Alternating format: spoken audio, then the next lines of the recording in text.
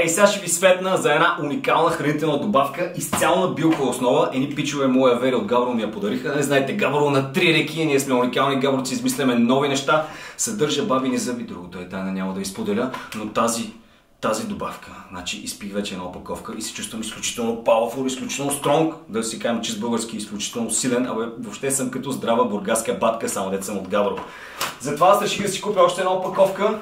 Сега ще ви покажа за какво става въпрос. Ще усетите веднага как това нещо влиза в моето прекрасно, уникално тяло. Падна ми дозаторчето, но сега ще си го взема. Внимавайте обаче да не пресолявате манджата, защото ето тук излизам от кадър, влизам от кадър. Виждате, това само може ние професионалистите.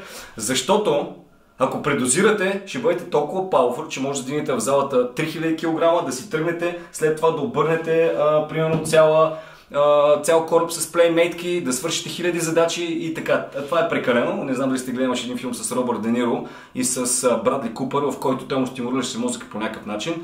Така че нищо прекалено не е добро. Тук имаме всичко нужно в ето една дозичка, за да се чувствате изключително силни, изключително психически и физически уравновесени през целия ден и да свършите задачите за деня. На здраве ви казвам сега. Малко има вкус на билкови екстракти, се едно, че пиете студен чай.